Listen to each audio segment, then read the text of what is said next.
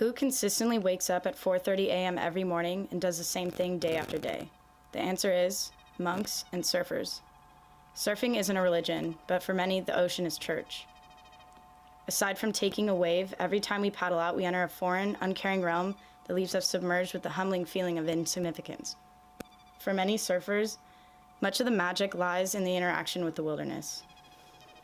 Because of that direct interaction, surfers tend to be the first to get sick if there's sewage in the water, to notice reefs dying, to be affected by oil spills, agricultural runoff, and industrial pollutants.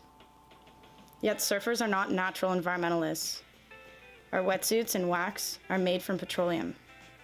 A fresh board uses polystyrene foam covered with layers of fiberglass, and the endless need to travel to find the perfect wave, no matter how far, leaves surfers with an even larger impact if they don't already live in their van.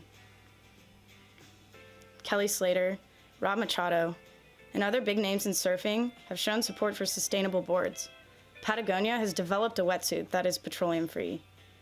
And clubs like the Surfrider Foundation have developed campaigns to protect coastal zones. Personally, getting out in the ocean, whether it's in a boat, swimming, or on a board, it's always been about chasing the feeling of contentment and happiness when surrendering to the forces of the ocean. It keeps me humble and full of faith. That being said, it would be ridiculous of me to not strive to protect what we have. But that's just my prerogative.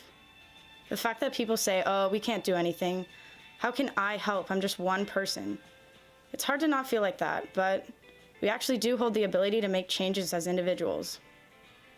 And the way to make that change is to discuss solutions and offer up alternatives that are environmentally friendly.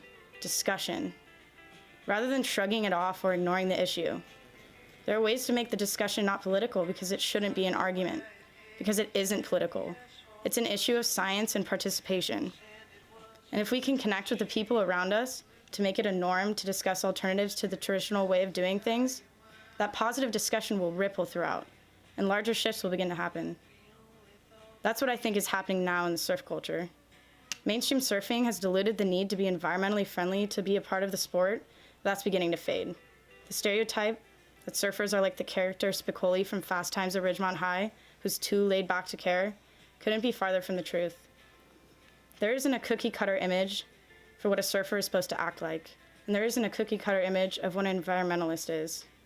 And you don't need to be Kelly Slater or Rob Machado to make a difference.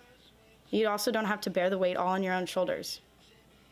The call for change has been heard within the community, and shifts are beginning to happen. Although the green wave is small, most surfers would say a small wave is better than no wave at all.